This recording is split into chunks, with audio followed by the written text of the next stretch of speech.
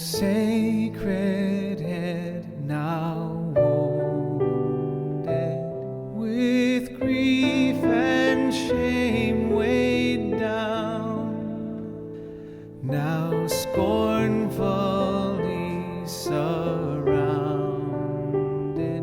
with thorns, thy only crown. How pale thou art with anguish, with sore abuse and scorn. How does that visage languish, which once was bright as morn?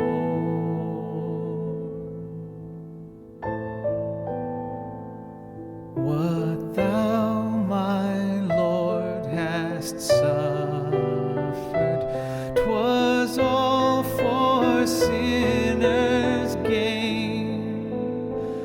Mine was the transgression,